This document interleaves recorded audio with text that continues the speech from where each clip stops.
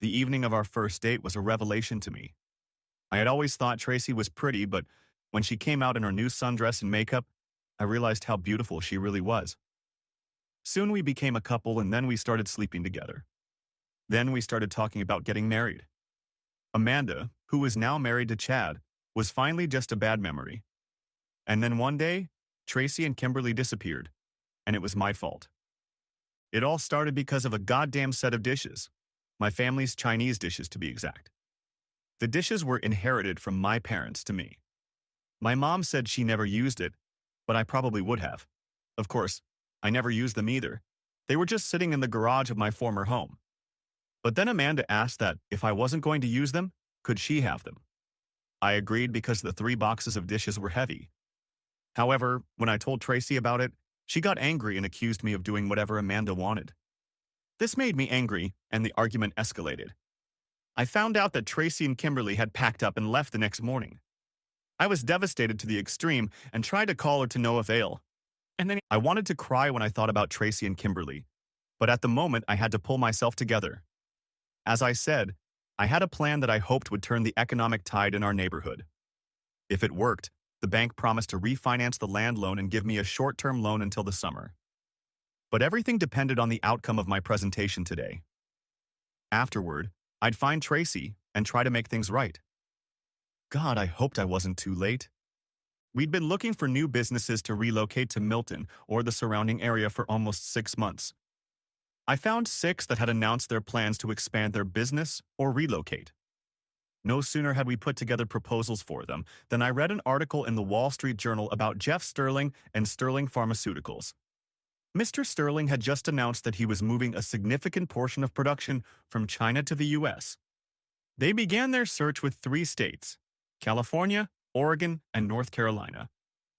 California was quickly weeded out due to super high taxes and crazy government regulations. Oregon fell out of contention after the Portland riots. The government's complete inability to protect businesses was not a place Sterling wanted to go. That left only North Carolina. After reviewing dozens of initial presentations from across the state, the final 3 locations remained. One of them was the Milton area. Our committee of 6 did most of the work in preparing the presentation. After researching the other 2 locations, I decided we had a good chance. We had a 400-acre industrial park that was virtually empty to accommodate a new manufacturing plant. The site was close to a highway, and a railroad line ran to the site boundary. However, everything hinged on our presentation in Asheville that evening. I, as the on-air host, was chosen to do the presentation. Our entire presentation was recorded on 6 flash drives so that each committee member could have their own copy. I memorized everything that needed to be said and only needed the flash drive for the pictures and graphs we wanted to show. If we were able to convince Sterling Pharmaceuticals to choose our location, it would immediately mean hundreds of construction jobs. When the plant is up and running, it will employ 250 full-time employees. In addition, Abbott Medical Supply Company has announced that it is moving production of critical medical supplies from China to the United States. I have already spoken with the person in charge of finding a place to locate production in the United States. So far, they have been very favorable to our region. Moreover, they said that if Sterling chooses us, there is a high probability that they will follow suit. It was about a 90-minute drive to Asheville.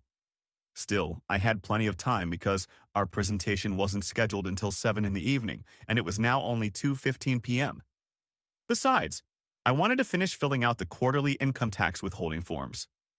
Suddenly, I realized that there was no music coming from the speaker in my office. Silence on the radio for a few seconds is disturbing. If the silence lasts for more than 10 seconds, it causes panic. I hurriedly got up from my chair and headed for the main studio. However, the computer and automation system were still working. The music was coming through on the transmitter. I rushed down the hallway to the transmitting room, unlocked the door, and discovered that the main transmitter had shut down. At that moment, Jimmy appeared beside me. "Do you want me to switch to the backup transmitter?" he asked. "Please. I'll disconnect the main one and see if I can figure out what's wrong." We keep both transmitters on at all times, but only one of them is transmitting our signal to the tower. Jimmy flicked the switch, and I was relieved when I heard the music playing in the speakers again. That meant we were back on the air. However, I wasn't entirely comfortable using the backup unit. It was an old Sparta tube transmitter, and lately it had begun to show a tendency to overheat. "Do you want me to try to contact Scott?" asked Jimmy. "That's a great idea, Jimmy. While you're at it, I'll keep digging into the main thing. Maybe it's something simple." While Jimmy ran to call our engineer, I continued to test the various components of our main transmitter.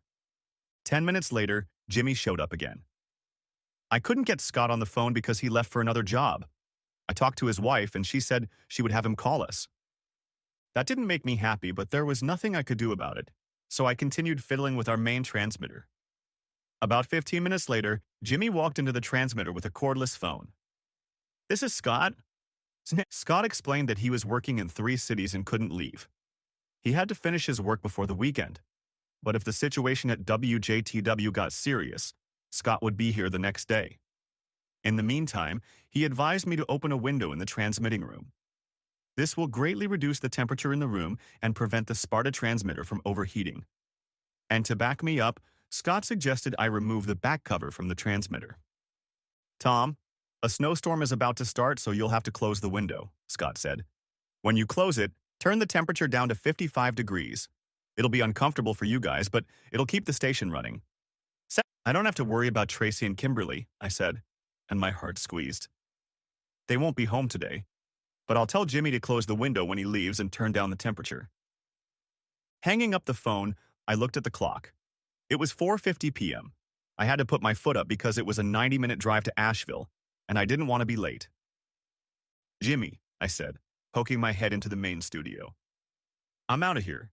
Before you leave tonight, I need you to close the window in the transmitting room, then get the temperature down to about 55 degrees. "Will do, boss," he said with a smile. I was about to leave when I suddenly remembered something else. "Hey, if you don't mind, could you stop by Henry's across the street before you go home?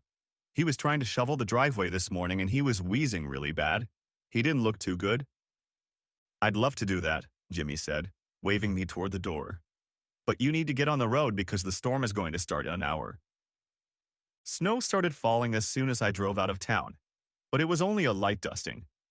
I was more concerned about the wind, which was gusting 25 to 30 miles per hour. In one of these gusts, my car skidded a little to the right, but I easily straightened it out. Still, it made me a little nervous. 15 minutes later, it started to snow harder and visibility got worse. This made me slow down, and I began to seriously fear I was going to be late. Then I thought about the mountain road. It wasn't really a road going over a real mountain. It was a 2-lane road with an elevation gain of about 2,500 feet. Nevertheless, the road could be dangerous in the winter. However, the mountain road would shorten my trip by about 40 miles. Before I could make a decision, my cell phone rang. Using Bluetooth, I answered the call. "Tom, where are you?" greeted me in the slightly panicked voice of Stan Willard, the city's mayor and chamber president.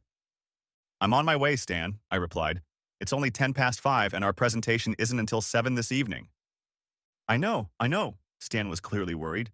"It's just that I forgot my flash drive, and Anne's not coming because her husband fell and broke his arm. And I haven't been able to get in touch with anyone else. So it's up to you." "No pressure, right, Stan?" I grinned. "Hey, I'll be there, so relax." "Okay." Stan's voice didn't relax, however. "It's just that I heard that if we don't flunk the presentation, Sterling's going to pick our spot. And we really need this deal." "I understand, but relax. I'm only an hour or an hour and 15 minutes away." When I disconnected the phone call, the decision had been made for me. I was driving down a mountain road. I figured that at my current speed, it couldn't get any worse. Plus, I figured the wind must be lessening due to the trees. As I reached the turnoff, I was relieved to see that the chain was still on. In the county, a sheriff's deputy can put a chain across the road if he deems it too dangerous. I turned left and started up the slope. As I made my way up the slope, I was glad I had snow tires on. Despite the buildup of snow and ice, my car held the road pretty well.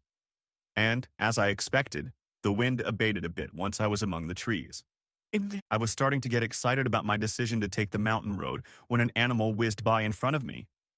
I turned the steering wheel to the left to avoid it, and I succeeded. But in doing so, The car went into a skid, and I was unable to control it. Then the car hit a low fence and flipped over. It flipped 3 times, and I know it bounced off at least one tree before I lost consciousness. When I woke up, I found the car upside down and its roof partially crumpled. The pain was radiating down my right leg, and when I tried to move, I couldn't free my right leg. The driver's side window had been smashed out, and as I felt the wind blowing around the car, I realized that the others were gone too. Slowly and carefully, I examined my body. I could feel both arms and my left leg. I could wiggle my right leg, but it hurt like hell to do so. I was dizzy and nauseous to the point of almost throwing up. Digging in my pocket, I pulled out my cell phone. I quickly dialed 911 and heard nothing. Looking at the phone, I realized I had no connection. I then noticed that my battery was almost dead. Because of all my preparations and problems with the transmitter, I had forgotten to recharge my phone. It was completely useless. This struck me like a thunderstrike. There was no way I was going to make it to the presentation on time. As I sobbed, I realized that I had lost my last chance to save my radio station. Then, the realization of my true situation hit me. I would most likely freeze to death, stuck in my car where no one would think to look for me. I lay in my crumpled car, lapsing in and out of consciousness. I had no idea how long I lay there because the battery in my phone was dead. When I regained consciousness, my thoughts shifted from the current situation to the presentation I was supposed to be doing, and now it wasn't going to happen. I was overcome with ennui at the thought of missing any chance of getting the Sterling people to consider our location. For me, the consequences were far worse than simply losing the opportunity to attract a new employer to the area. I could see my whole life crumbling before my eyes. I was about to lose everything, and worse, I was letting the entire community down. I passed out again, and when I woke up, the snow was falling at breakneck speed and the wind was howling. I was so cold and my chest hurt. I coughed and saw blood on the snow. It didn't take a rocket scientist to realize I was in bad shape. But all I could think about was the mess I had made of my life. I felt so tired and defeated. I wanted to give up, close my eyes, and just forget about life. Then I heard something. I called out for help, but no one answered. I called again, and that's when I started coughing. I saw more blood on the snow. Then I heard someone coming down the slope. When I looked up, it was Henry heading toward me. "Tom, thank God I found you," Henry said, rushing forward. "What are you doing here?" sounded my question. "I came looking for you," said Henry, crouching down and then sitting up. "I thought you'd be foolish enough to take the mountain road." "Did you call for help?" I asked, and coughed again. Now I felt a pain in my chest. Henry shook his head sadly. "I don't have cell phone reception. I tried when my car got stuck in the snow. I walked the last half-mile before I found the spot where your car went off the road. I was really scared that you were dead." "I wasn't so lucky," I coughed again, and more blood appeared in the snow. "But it doesn't matter. I blew it. I should have stuck to the main road. I would have been late, but I still would have been able to make the presentation. Now Milton and the whole neighborhood will suffer because I screwed up." "Don't be so hard on yourself," Henry said sternly. "You didn't screw up anything. In fact, if it weren't for you, no one in our neighborhood would probably have ever heard of Sterling." "I'm so tired, Henry. I'm tired of being such a loser. I'm tired in body and soul. I just want to close my eyes and let myself go." "Stop it, Tom." Henry looked almost angry. "You're not a loser." I tried to laugh, but all I got was a harsh cough. I looked over but couldn't tell if I'd spit out any more blood because the tiny light from the electronics in the car was starting to dim. "I'm such a loser, Henry. My wife left me. She practically told me I was useless. Now I'm going to lose the radio station, and I'll probably have to file for bankruptcy." Even Tracy finally realized what a loser I was and left. It would be so much better if I never came to Milton. At least Amanda wouldn't have run into Chad and I might still be married. Coming to Milton was a huge mistake. "You can't believe it, Tom," Henry said, shaking his head. "Yes, I do believe it," I said, coughing. "My life and everyone else's would have been a lot better if I hadn't come to town. But it doesn't seem to matter, because I don't think I'm going to get out of here alive. I'm so cold and in so much pain." "Well, I'm not taking any of that shit, Tom," Henry said with strength in his voice, and a tear ran down his cheek. "If you hadn't come to Milton, I never would have met you. and I think you are one of the best things that has happened to our town." I was totally surprised at such an emotional outpouring from Henry. I considered him a very good friend and was worried about him because of his health, but I never knew his feelings were so deep. Nevertheless, it didn't change my mind. "You've always been very kind to me, Henry, but even my own father doesn't think too highly of me. He abandoned my mom when I was 8. Accept the fact that I'm a failure and I'm too tired to care." "You're very wrong, Tom," Henry said firmly, "and I'm going to convince you of that before this night is over. But right now, we have to keep you alive." "Don't worry, I'm just not worth it." "Bullshit." Sweeping away the snow around the window where I lay trapped, Henry cleared an area 2 or 3 feet in diameter, exposing the ground. There, he found brown leaves, twigs, and sticks. Because of the cold, none of these items were wet. Henry reached into the car and picked up a few loose pieces of paper, probably old gasoline receipts. Crumpling up the leaves and paper, he laid them on the freshly mowed ground. Branches were then laid on top of it, and small and large sticks were placed on top. Henry covered everything with his body and pulled a lighter out of his pocket, lighting the leaves and paper on fire. Henry placed the lighter next to me and began tossing additional small twigs into the flames. I smiled as I looked at his lighter. His wife had given it to him when he was discharged from the Marines. It had the Corps emblem on the front and his years of service engraved below. Henry treasured this lighter and carried it with him everywhere he went. Once the branches began to flare up, Henry moved smaller sticks toward the fire. Henry brushed off more snow and got more sticks, which he stacked next to the fire. The fire wasn't very big, but it gave off a warmth that I felt wash over my face. Gradually, the penetrating cold gradually eased. But just as I began to warm up, my body began to throb with pain. Neither Henry nor I said anything at first as I watched the dancing flames and pondered how my life was falling apart. I don't know if I fell asleep or passed out, but I remember a dream, or more like a nightmare, that I had. It started with me standing in front of the house Amanda and I were renting in Greenville, and a young man I didn't know was standing next to me. "Seb, this is where I used to live," I said to the young man. "Yes, I know," he replied, looking at me. I looked around and saw a brand new Mercedes in the driveway. I didn't recognize the license plate number, but the expiration date indicated the current year. The front door opened and I saw an unfamiliar man step out of it. Amanda then appeared and took one step toward the exit, quickly looking around. She was wearing a see-through nightgown that hid nothing. Amanda kissed the man on the lips. "Are you sure I can't stay?" the man asked. "No, Tom will be home in an hour and I need to get cleaned up," Amanda giggled. "I guess I don't need to tidy up because he's pretty clueless. But I don't want to risk him catching us. He's in line for a big promotion, and when he gets it, I'll give him a divorce."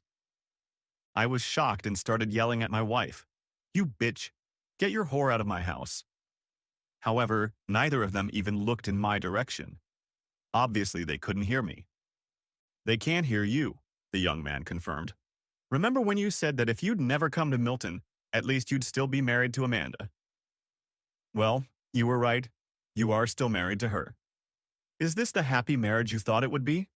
I started walking up the driveway to see if I could do some bodily harm to this asshole who was entertaining my wife. I've never hit a woman in my life, but I seriously considered making an exception for Amanda. But no sooner had I taken the third step than the scene changed. When the image cleared, I was standing in the snow outside a dilapidated trailer with the young man still beside me. A police cruiser and an ambulance with flashers were parked at the entrance. I looked around and recognized the trailer park, but the last time I drove by it, it didn't seem as desolate as it did now. Another police car pulled up and an officer got out of it. "What do you have here, Fred?" the newly arrived officer asked his comrade. "An overdose. It's that guy, Sanders. The paramedics think he got a hot dose of this new shit heroin that's been on the streets recently. No big deal. The guy was a total loser anyway." "Yeah, he was a pain in the ass. The guy never finished school and never had a steady job. He was constantly getting busted for one thing or another. He'd just gotten out of jail for trying to rob a store on 303rd Street. What a total bastard he was. Who uses a gun in a robbery? And the asshole didn't have the sense to drain it. When the clerk saw the gun leaking, he swung a baseball bat at Jimmy. "No," I shouted. "That can't be Jimmy. He graduated from high school. Jimmy didn't want to go to the graduation ceremony because he didn't want anyone to see his alcoholic mother. But I talked him into going, and I arranged with Tracy to get his mother sober and dressed. Then I talked about a dozen people into going to the ceremony with me. When Jimmy's name was announced, we all jumped up and started waving, "Way to go, Jimmy!" signs and blowing our party horns. This elicited a roar from everyone in attendance, and I saw tears in Jimmy's eyes. I think it was the first time he felt that anyone cared about him. "That didn't happen because you didn't come to Milton," said the young man sadly. "Must be a night for losers," I heard the second officer say. "I just heard on the radio that Lou Talbot was found dead in an alley on 3rd Street. He was clutching a half-full bottle of scotch in his hands." "The way he was drinking was only a matter of time," Fred said, shaking his head. "Nice guy, but a real drinker." "No, that's wrong too," I sobbed. "Lou quit drinking." "No, he didn't," the young man said. "He had no reason to quit drinking." I felt tears roll down my cheeks as I thought of Lou and looked at Jimmy's emaciated body as they began to zip up the bag. I fell to my knees, closed my eyes, and started to cry. But then the scene changed again, and when I opened my eyes, I found myself kneeling on the main street of the town in the middle of the day. There seemed to be unusually few people in town. Suddenly I noticed that more than half the stores were empty. Milton wasn't a ghost town, but it was far from being one. I struggled to get to my feet. What happened?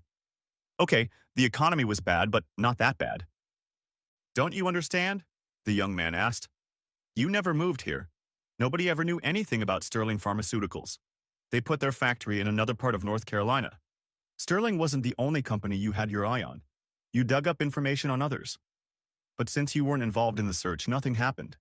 The town has hit rock bottom, and it's going to be a long time before things get better, if at all." I stared at the young man in shock. Then the scene changed again. When my eyes focused, I was standing in the parking lot of an abandoned Walmart store.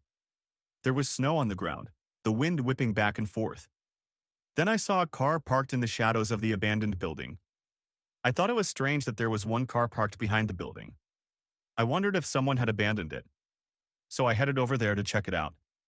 When I got closer, the car looked familiar. And then I was blown away. It was Tracy's car. I raced to the car, praying it was empty. But as I got closer, I saw a figure in the back seat. "No, no, no, no, no," I screamed. When I got to the car, I looked out the window and saw Tracy and Kimberly, huddled together and wrapped in a thin blanket. "Wake up, Tracy. Tracy, baby. Come on. Wake up, honey. Please wake up. Please wake up. Please wake up," shouted I through the window. But even just looking through the glass, I could see that they were dead. "This can't be happening," I wailed. "Tracy has a key to the station. She wouldn't keep Kimberly out in this cold. Tracy would have taken her there, no matter how mad she was at me." "There is no station because you never came to Milton," the young man said quietly with tears in his eyes as he looked at mother and daughter. I was overwhelmed with a heartache that made me collapse. I cried pitifully as I lay in the snowy parking lot. When I opened my eyes, I saw a small fire and Henry looking at me. "How are you feeling?" he asked with deep concern. "Not very well," I replied weakly. "I'm going to go see if I can get some help," he said as he stood up. "You need to stay awake. If you fall asleep, you won't wake up again." I watched Henry walk up the embankment until he was out of sight. But my thoughts were racing. The dream was so real that tears had flowed down my cheeks and were now freezing. I don't know how long I lay like that, but I was in a lot of pain and it was hard to breathe. But even worse was the fact that I was so tired. I wanted to just close my eyes for a few minutes. But Henry told me to stay awake, and I tried my best to do that. But I was losing the battle and I could feel my eyelids starting to close. I just had time to close my eyes before I heard voices calling my name. I tried to yell back, but I didn't have the strength. Nevertheless, the voices grew louder and louder, and then there was an EMT kneeling in front of me. "Mr. Ambrose, can you hear me?" he shouted to me. I nodded. "Okay, I need you to stay with me," he said, fumbling for my pulse. Then he turned to someone else. "Tell them to hurry up. He's in bad shape, and we need to get him out of here right now." The EMT rubbed my face and arms while the others gathered wood for a small fire that was barely burning. Soon the fire was quite large and more heat was coming from it. But I was so tired, I was in so much pain, and the warmth didn't reach my feet. Besides, all I wanted to do was sleep. I heard a loud whirring, and I thought I heard the metal of my car groan and rattle. It sounded to me like they were using the jaws of life to free me. Sometimes the noise came from so close to me that it scared me a little. Finally, I was pulled out of the car and put on a stretcher. As I rode in the ambulance, I barely regained consciousness, but I suddenly felt very ashamed of myself. I had never been a quitter, but as I lay in my wrecked car, I was ready to give up. Anger swept through my body, directed solely at myself. I had sworn that I would never quit again, and now I was ready for the fight ahead. With my mind, I knew I would probably lose everything, but they would have to drag me kicking and screaming from the station. I promised myself that I would keep the station on the air until the sheriff came or until the power company cut the power. Then things got very foggy. The last thing I heard was, "Get him ready for surgery, Stat." I woke up some time later. It was still dark and I didn't realize where I was, but I felt someone holding my hand. I tried to see who it was, but everything disappeared. When I woke up again, the sun was shining, but there was no one around. I don't know how long I drifted in and out of consciousness, but once I woke up, Dr. Anderson was standing next to my bed, studying my chart. He was my attending physician. "Welcome back, Tom," Dr. Anderson said with a smile. "Things have been going your way for a while. You have 4 broken ribs, and one of them punctured a lung. You have 3 broken bones in your right leg. But what they were most concerned about was hypothermia. If they hadn't found you in time, you would have frozen to death. It was very wise of you to build a fire. That may have been what saved your life." "I didn't build the fire," I corrected the doctor. "Henry did." "Henry Wilson?" Dr. Anderson looked at me strangely. "Yes, he found me first and started the fire." "That can't be right," the doctor said, looking a little uncomfortable. "I'm sorry to have to tell you, but Henry died of a massive heart attack early yesterday morning. I believe one of your employees, Jimmy Sanders, found him on the floor of his kitchen. He called 911, but when he was taken to the emergency room, Henry was already dead." "That can't be, doctor," I insisted, certain that Dr. Anderson was wrong. "Henry found me in the car and set the fire. I saw him and talked to him." "I'm sure what you saw was a hallucination," the doctor said calmly. "Remember, you had just survived a terrible car accident, thought you were badly hurt, and were slowly freezing. Your mind switched to someone you trusted, someone you thought could save you. It's a natural reaction to the situation you found yourself in." I ran that through my head and had to agree that the doctor's explanation made a lot more sense than the dead man setting a fire for me. A few hours after waking up in the ICU, I was moved to a regular room. My mind began to clear and depression came over me. But to my surprise, I didn't feel depressed about the station. Sure, I was worried about it, but every time I thought of Henry, tears came to my eyes. And my heart ached at the thought of losing Tracy and Kimberly. Henry was the first person I really got to know on our street. And over the years, even though he was over 30 years older than me, we became close friends. Henry was born in Milton, and the only time he lived anywhere else was when he enlisted in the Marines. He spent 3 years in the service, 2 of which he fought in Vietnam. He told me some stories about being in combat, and they got me right down to my bones. Yet he came out of that horror as kind and caring a man as he was. Henry claimed that Ellie's love kept him going and made him happy. Henry married his wife Ellie shortly before beginning his second tour of duty in Vietnam. They had been married for 46 years when Ellie had a heart attack and died. With her gone, Henry's world came crashing down. But thanks to a wide circle of friends, Henry was able to rebuild some semblance of a new life. And I always felt privileged to be a part of that new life. Eventually, I had to put thoughts of Henry aside and force myself to think about the nearly impossible struggle to save the station. When I finally called, I was relieved that Jimmy answered. At least someone was there for me. He assured me that everything was taken care of. Scott even fixed the main transmitter and thinks he knows why the Sparta is overheating. He has already ordered parts for that transmitter. I wanted to talk to Jimmy in more detail, but I had to cut the conversation short because Stan had just walked into my room. "Thank God we found you, Tom," Stan said in a trembling voice. "More than half the town was looking for you. You scared us all to death." "Stan, I'm very sorry about that, and I'm even more sorry I missed my meeting with Sterling," I apologized. I shouldn't have taken the mountain road. I just didn't want to be late. Tom, you don't need to apologize for anything, Stan said, patting me on the shoulder. As for Sterling, I don't know what to make of him. When you didn't show up, I went to the meeting and started talking about the presentation as best I could remember. Then I got a call that you were missing. I explained what was going on and that the city was mobilizing to look for you, and left. Said in an I'm sure we'll get a thank you letter in due course, but not thank you, I said, sinking further into depression. I don't know, Tom, Stan shrugged. Mr. Sterling called me this morning to see how you were doing. He also said he wanted to meet with you. According to him, any man the whole town is looking for is someone he wants to meet. I didn't know how to feel about Jeff Sterling's desire to meet with me, but I realized that we had to assume that the new plant that had sprung up in our neighborhood was dead. Stan, I have documents in my office from 6 other companies looking to expand or relocate. I think you should take them and have the committee start working on new proposals. I'll take the documents, Tom, but I don't want you to worry about anything except getting better. I hear they plan to kick you out of here tomorrow. I can't promise I won't worry, but yeah, they're going to discharge me tomorrow, I said, pulling the covers off my right leg to reveal the cast. Of course, I'll be walking around on crutches for a few weeks. If you need anything, feel free to ask, Stan said before leaving. About 10 minutes later, there was another person standing in the doorway. At the sight of her, my heart throbbed. Is it okay if I come in? Asked Tracy with a very unsure smile. Yes, of course, I replied, holding out my hands. I'm so happy to see you. I'm really sorry I'm the reason you left.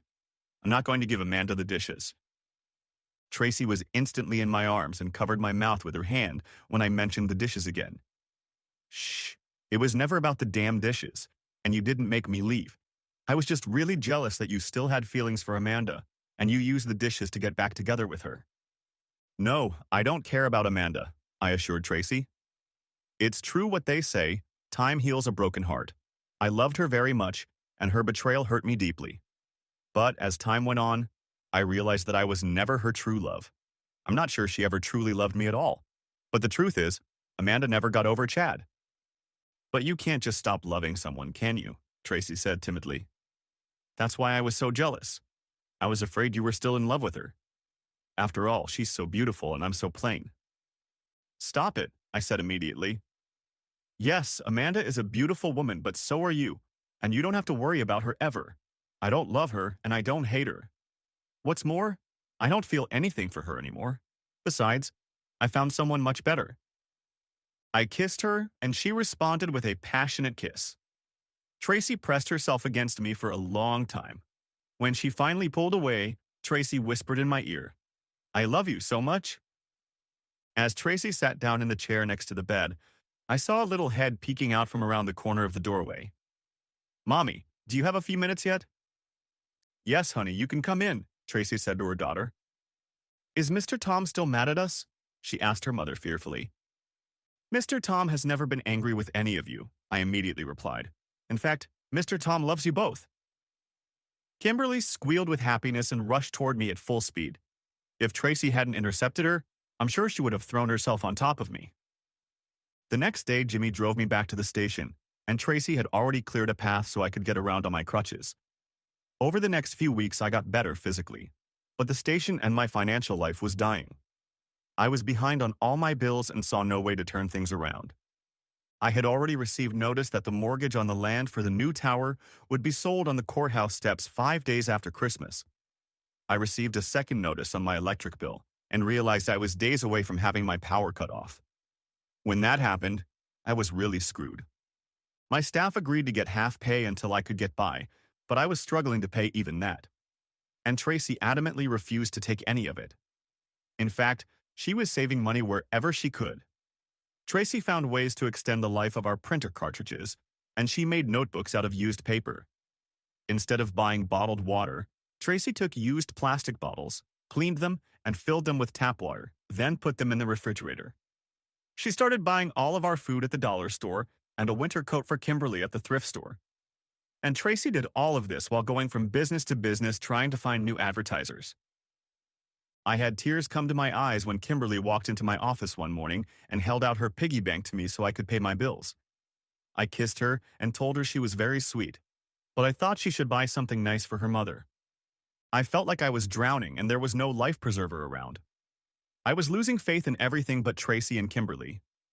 But that's what hurt the most because I knew I wouldn't be able to provide for them anytime soon. They deserved so much more than I could give them. The day before Christmas, I was in a terrible state of mind.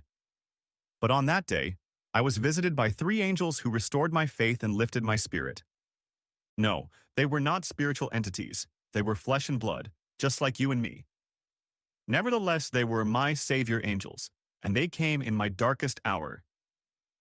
The first of my angels entered my office a little after 9 in the morning. He was a tall, distinguished-looking man with short brown hair and a ready smile. I hoped it was a potential advertiser, not a salesman. However, he was neither. "Good morning, Mr. Ambrose," he said, extending his hand. "I'm Jeffrey Sterling." I stood up and, taking his hand, balanced it on my leg. "It is an honor to meet you, sir." "No, it's an honor for me. I may only be a few minutes late, but I wanted to meet the man who made an entire town go in search of him." "That's a bit of an exaggeration," I protested, reddening my face. He waved me away. "I don't think it's an exaggeration at all.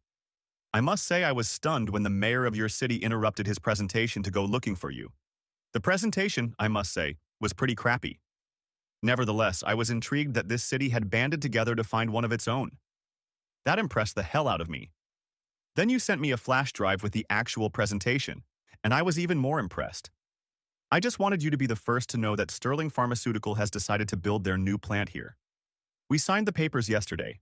The county has promised to expedite the permits, and if all goes well, we should start construction within a month. Congratulations. You've done your town proud."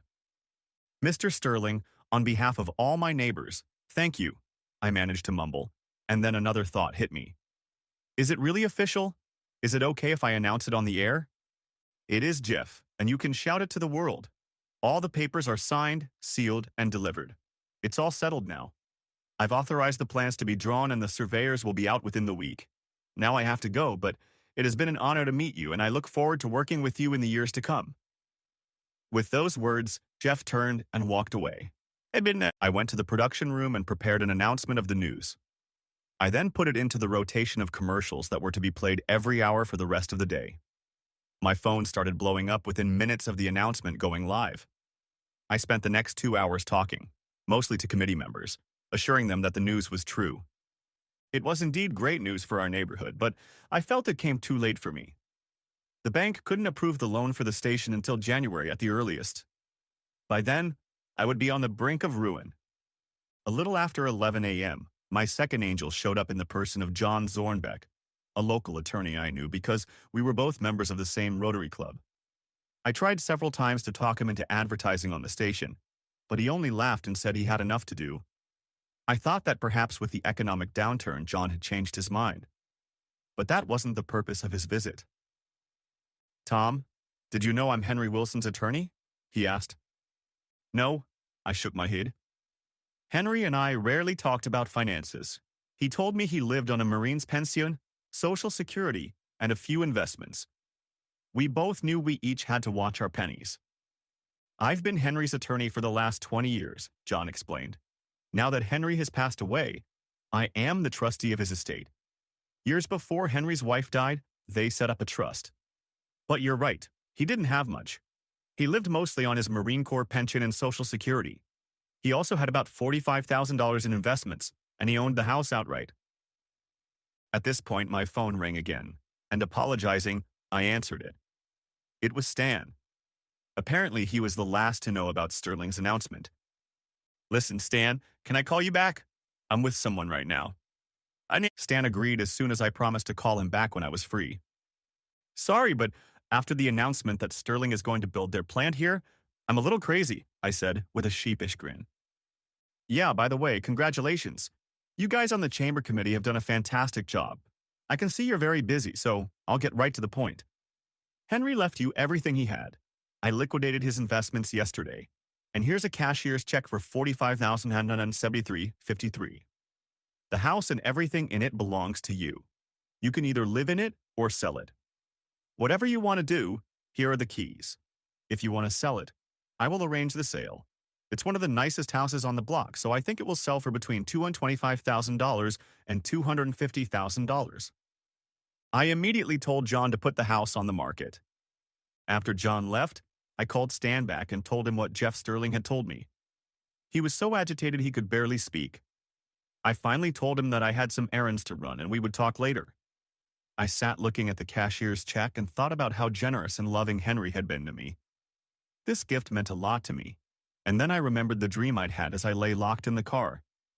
I was sure it was Henry's influence over the years of friendship that had brought me back from the brink of rejection. Hanging up the phone, I shouted to Tracy. She came running in, figuring I had some sort of health problem. Kimberly followed her mother with a look of concern on her face. "Look at this," I said, holding out the cash register receipt. "Where did this come from?" "John Zornbeck is Henry's attorney, and he just told me that Henry left everything to me. John cashed all of Henry's investments and had the bank cut this check for me. We need to go to the bank to deposit it. But before we do that, let's get the checks ready for the most important bills that need to be paid. While we're at the bank, I want to draw up the paperwork for a short-term line of credit." Running errands that day turned out to be one of my most enjoyable days in a long time. With Tracy's help, we determined which bills needed to be paid. Electric and gas bills were first on the list, followed by payroll. That took about $4,500. Then, with the help of Sly Albert at the bank, we figured out how much it would take to pay off the rest of the land debt. I ended up with just under $1,400. Of course, that amount did not include the $25,000 line of credit I had requested. Sly told me that wouldn't be a problem, given the inheritance I was receiving. After finishing up my household chores, I invited my two favorite girls over for dinner. Tracy objected at first, saying it wasn't worth spending the money. But I won the argument by pointing out that we had already paid our most pressing bills, paid off the land, arranged a short-term loan, and could count on about $200,000 when we sold Henry's house. So the least I could do was take my two favorite girls out to dinner. And Kimberly squealed when I told her we were going to IHOP. It was her favorite restaurant, and I loved eating scrambled eggs and bacon for lunch or dinner. When we got back from lunch, Tracy and I decided to check out Henry's house. I had been to it many times, but never once had I looked in the closets, file cabinet, or basement. The house had just about everything you'd expect from a bachelor. His clothes were clean but wrinkled. There was groceries in the refrigerator, but mostly frozen dinners. One closet was full of Christmas decorations. Henry put them out every year, but because of his declining health, he hadn't done so for the past 2 years. One of the bedrooms was locked, but I had a key, so I unlocked it. I was very surprised to find that Henry had a gun collection. He had about 30 guns. I realized that some of them were quite valuable. He had 5 antique guns, ranging from a flintlock to an antique derringer. I ended up selling the antiques for almost $10,000. The rest of the guns, with the exception of the Glock 40mm, which I kept, I sold for $12,000. While inspecting Henry's house, my third angel appeared. It was Billy Richards. He was the emergency room doctor who first found me in my wrecked car. "Tom, I was told you were here," he said with a smile. "I just wanted to see how you were doing and to get some things back to you. I can already see that you're getting along great, and that always makes us EMTs very happy.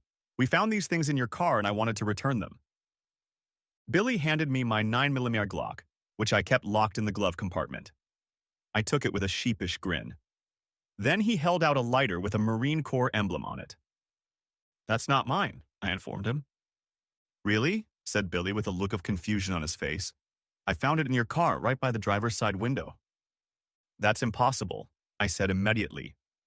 It was Henry's lighter, and he never got in that car, so I can imagine how his lighter could have gotten in there. "I don't know what to tell you, Tom," Billy said with a shrug, "but I found this lighter in your wrecked car." I examined the lighter and saw the inscription of his years of service under the Marine Corps emblem. It was definitely Henry's lighter. But I wasn't going to argue with Billy, so I just accepted it. Before leaving the house, Tracy grabbed Henry's photo albums. We decided to look through them tonight when we watched TV. I discovered that Tracy had never seen the movie It's a Wonderful Life with James Stewart and Donna Reed. I checked the TV guide and discovered that it would be shown at 6 p.m. that night. After putting dinner on trays, I lit the fire in the fireplace with Henry's lighter and we started watching the movie. I must confess that it is one of my favorite Christmas movies of all time. But it wasn't until about 20 minutes into the movie that I realized there were huge similarities between the movie and what I was experiencing. The big difference was that I didn't have an actual angel helping me. My experience was just a nightmare that shook me and made me remember my true values. When the movie was over, Kimberly was sound asleep. I took her in my arms and put her in her bed. I wondered with a chuckle if visions of sugar plums were dancing in her head. Then I climbed back into bed with Tracy, who was going through Henry's photo albums. "Look at this picture, Tom," Tracy said, holding it out. "It's a picture of a young Henry with his wife Ellie. She was so beautiful." I looked at the picture and my heart raced. I grabbed Henry's lighter from the nightstand and looked at the picture again. The young Henry in the picture was the same man who had been with me in the dream. At that moment, I realized that I had been wrong. There was indeed a real angel watching over me that night. It was Henry. Christmas that year was truly special. Not only did I spend it with two people I truly loved, but my financial problems, thanks to Henry's generosity, were greatly reduced. I was still struggling because the economy had not yet recovered. However, the atmosphere in the town had changed radically. There was now optimism and faith in the future. 6 months after that Christmas, Tracy and I were married, and 7 months after that, Henry Ambrose was born. But our life wasn't all rainbows and unicorns. When baby Henry was born, his lungs were not fully developed. The doctors assured us that he would eventually outgrow the problem.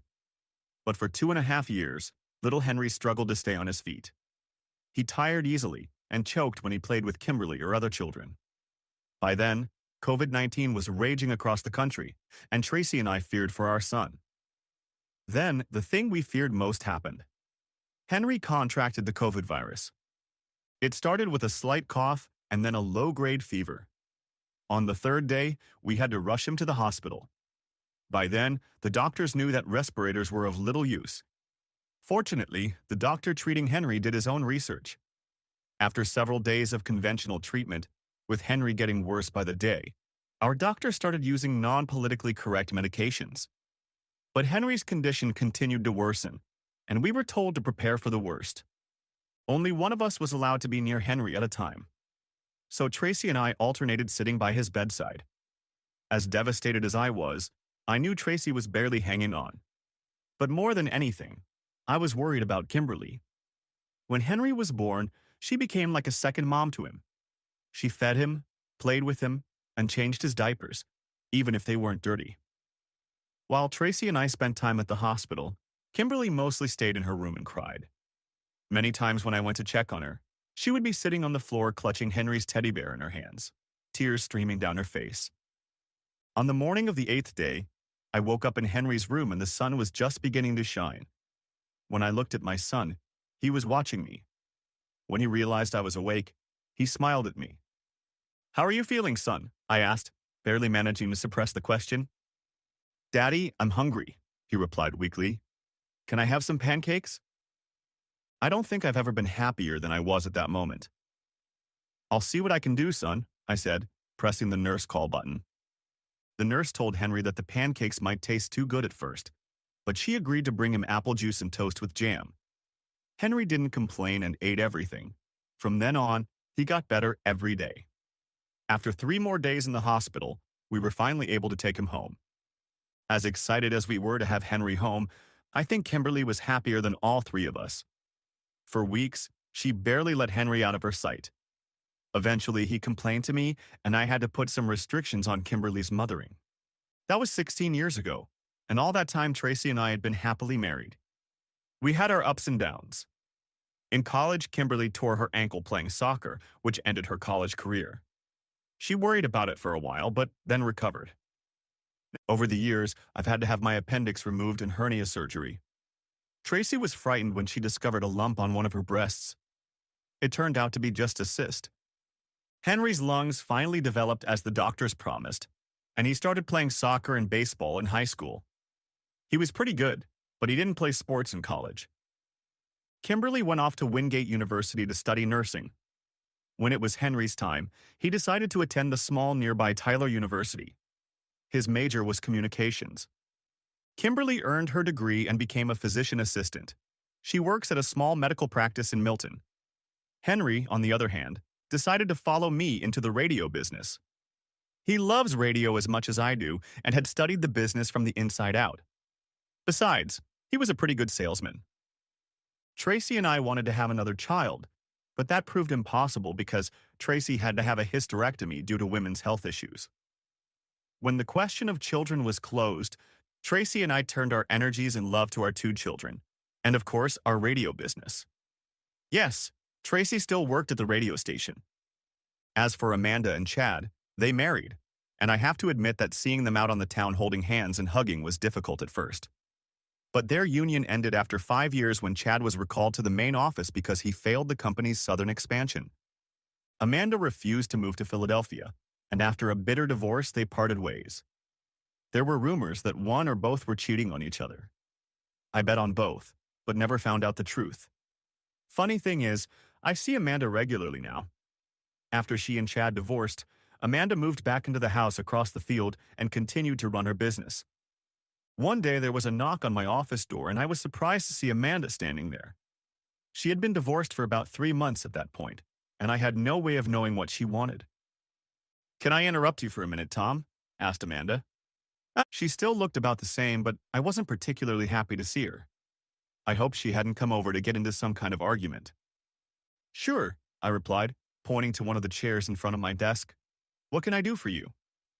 "I'd like to start advertising my business on the radio again. And don't tell me you don't have any spots available.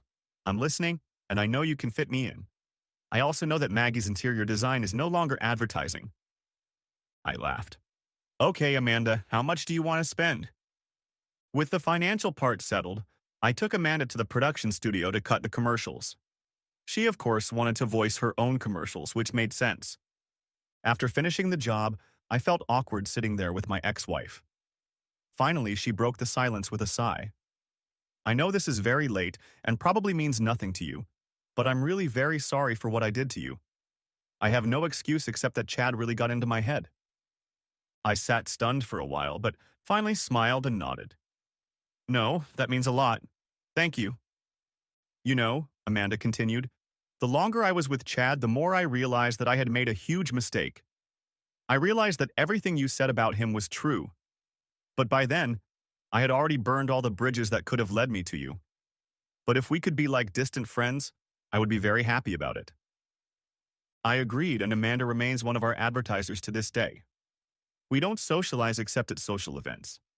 And oddly enough, Tracy and Amanda get along better than Amanda and I do. And since Amanda is an advertiser at the station, I meet up with her whenever she wants a change of scenery. Her business is going strong, but her personal life is not so good. She's been engaged twice, but both times the relationship fell apart, and I have no idea why, nor am I interested. I sold Henry's house and made about $211,000. I spent most of that money on erecting a new tower on 10 acres of land. After the tower came up in Milton, I built a new building for the station. Unfortunately, it has no living quarters. I also built a small studio on the site of the new tower. Everything was designed so that we could broadcast from anywhere. There is an internet line between the old studios and the new transmitter site. Once we started broadcasting from the new tower, things took off. Lou still works at the station, and he hasn't had a drink in years. He even has a steady girlfriend. I don't know if they'll ever get married, but they seem to be very happy together. Jimmy got a job at a major station in Charlotte and hosts a daytime program. I looked at the Arbitron ratings and Jimmy is second in his time slot. Also, Jimmy is engaged to a girl from Milton. They are planning to get married in August. Tracy and I have already sent word back that we will definitely attend. Jimmy would come to Milton from time to time when he was on vacation. Sometimes he'd hook up with Lou or our new DJ Todd Richards. But now that he's signed with his station, he can't do that anymore. Still, Jimmy slips on the air from time to time, changes his name and puts on a fake voice. Everyone in Milton knows it's him. You're probably wondering what became of Chad. Like I said, he was always an arrogant and vindictive jerk, but he wasn't as smart as he thought he was. After Amanda and I got married, he really kept tabs on both of us. His parents originally wanted him to settle in Charlotte, but he convinced them that Greenville would be better. but apparently it was all part of his plan to pay me back. He really is a sick puppy. He was so busy chasing Amanda that he wasn't paying attention to business. And when I started taking some of his advertisers, it made him so angry that he made a terrible mistake. He convinced his family to buy an FM station in Greenville. He paid $650,000 for it, which I believe was about $200,000 more than it was worth. Needless to say, he couldn't make it profitable because he didn't know what he was doing. And by the time Chad's parents realized this, they decided to take a loss and sell the station. However, by the time they put the station up for sale, it was in dire financial straits. I decided to buy it and negotiated a price of $395,000. However, the main reason for the purchase was that I learned that I could move the FM antenna to a new location for AM broadcasting and increase the power. Until we do that, the FM station will be run by Henry, and he has already gotten it to break even. At least half of the newspapers that Chad organized were closed because they weren't making a profit. The one in Milton, however, is still in business, but it's no longer owned by TriStar. Two brothers bought it, and the first thing they did was meet with me. We both agreed to offer an advertising package combining the newspaper and the radio station. They seem to be doing well, and they just bought another newspaper 2 towns away. We'll make the same deal for that one. And I've heard rumors that Chad has been exiled to a newspaper in Maine, but I don't know or care if that's true. What I do know for sure, however, is that Chad will not be running TriStar. His father recently announced his retirement, and Chad's brother Michael will be taking his place.